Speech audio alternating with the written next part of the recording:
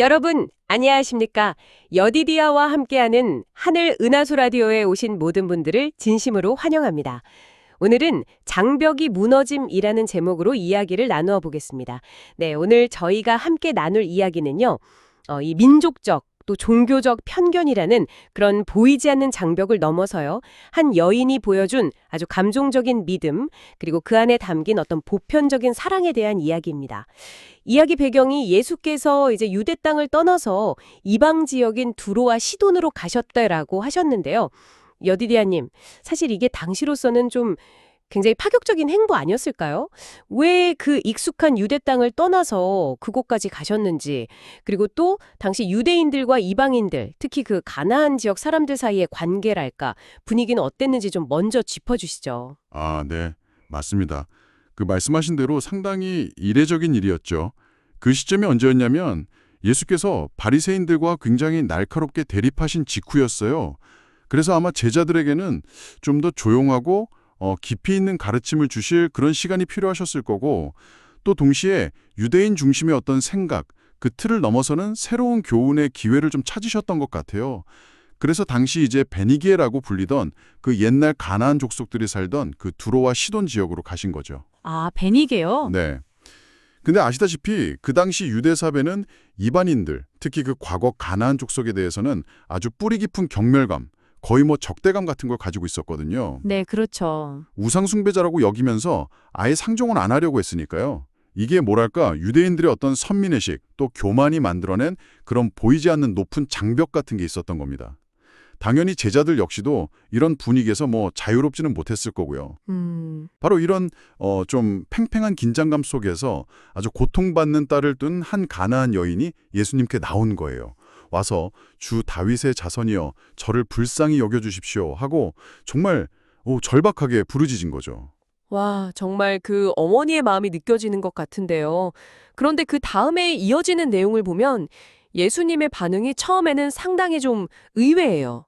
바로 이렇게 딱 도와주신 게 아니고 침묵하시거나 심지어는 좀 듣기에 따라서는 냉정하게 들릴 수도 있는 그런 말씀을 하셨단 말이죠. 네, 그 여인의 그 간절한 외침에 왜 즉각적으로 응답하지 않으셨을까요? 그 이유가 궁금합니다. 네, 그렇죠. 그 부분이 처음 읽으면 좀 당혹스러울 수 있어요. 표면적으로 보면요. 당시 유대인들이 이방인들을 대하는 어떤 일반적인 태도 있잖아요. 좀 무관심하거나 차갑게 대하는 그런 모습을 일부러 보이시는 것처럼 해석될 수도 있습니다. 아마 예수께서는 이걸 통해서 제자들 마음속에 이렇게 딱 자리 잡고 있던 그 편견의 벽, 그 냉혹함을 제자들이 스스로 좀 돌아보게 하시려는 그런 의도가 있으셨던 것 같아요. 제자들을 가르치시기 위해서요? 네, 그렇죠. 하지만 그 이면에는 사실 더 깊은 뜻이 숨겨져 있었습니다. 첫째는 그 여인의 믿음이 얼마나 진실한지, 또 얼마나 깊은지를 이렇게 시험하고 드러내시려는 거였고요. 그리고 둘째는 제자들에게 그 편견 없는 긍휼, 자비의 마음을 가르치시려고 했던 거죠. 긍휼이요. 네. 그래서 나는 이스라엘 집에 잃어버린 양 외에는 보냄을 받지 않았다. 이렇게 말씀하시거나 또 자녀들의 빵을 집어서 개들에게 던져주는 것은 옳지 않다.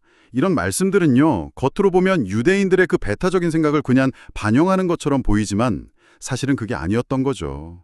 실제로는 제자들의 그 편협함을 꾸짖으시는 동시에 이 여인의 그 위대한 믿음의 고백을 이끌어내기 위한 뭐랄까 일종의 시험대였다고 볼 수 있습니다. 그런 깊은 의도가 숨어 있었군요.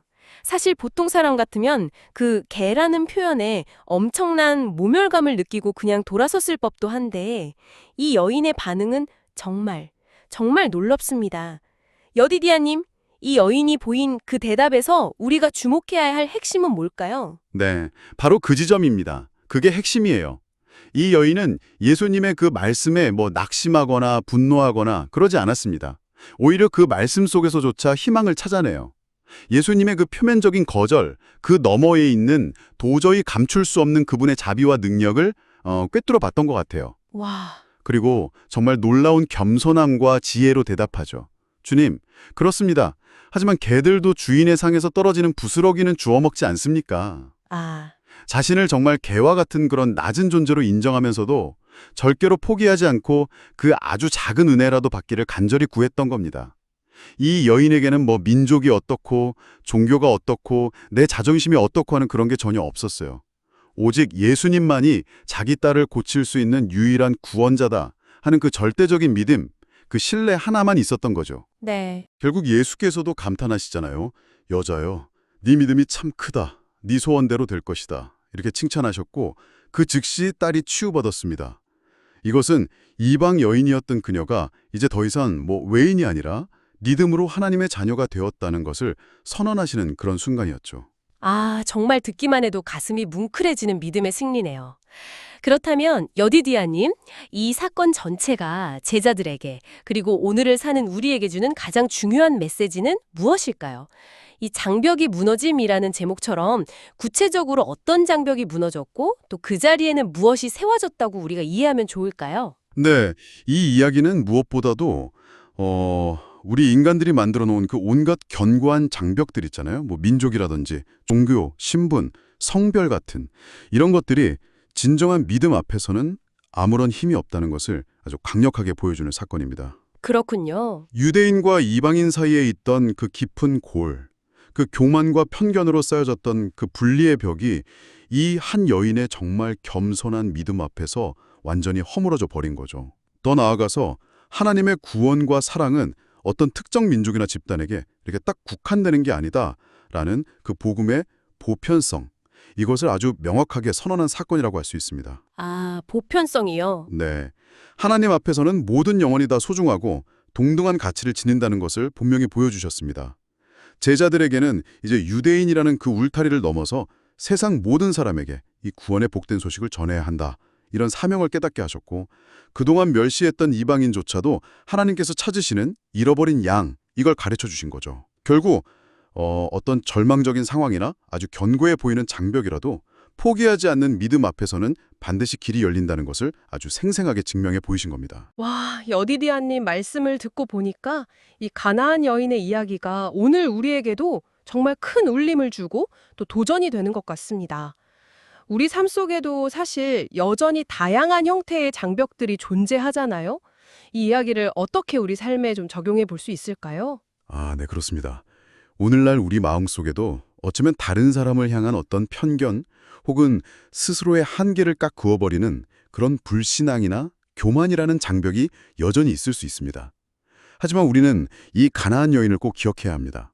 어떤 상황에서도 심지어는 거절당하는 것처럼 보이는 그런 순간에서조차도 낙심하지 않고 끝까지 매달리는 그 믿음, 그리고 자신을 낮추는 그 겸손함으로 나아갈 때 하나님께서는 절대로 우리의 기도를 외면하지 않으신다는 거죠. 네. 우리의 장벽을 무너뜨리시고 우리가 상상하는 것 이상의 놀라운 은혜를 부어주실 것입니다.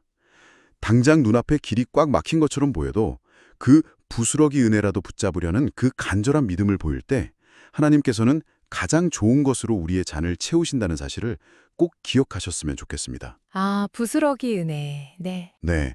그리고 더불어서 혹시 우리 자신이 다른 사람들을 향해서 보이지 않는 장벽을 이렇게 세우고 있지는 않은지 한번 돌아보면서요. 그리스도께서 보여주신 그 차별 없는 사랑으로 모든 사람을 품고 대하는 그런 우리가 되기를 간절히 소망합니다. 여러분, 오늘의 하늘 은하스 라디오 어떠셨나요? 매일매일 저녁 9시에 더 다양하고 흥미로운 주제로 여러분들을 찾아오도록 하겠습니다. 구독과 좋아요, 알림 설정은 저에게 큰 힘이 됩니다. 내일 다시 만나요. 안녕.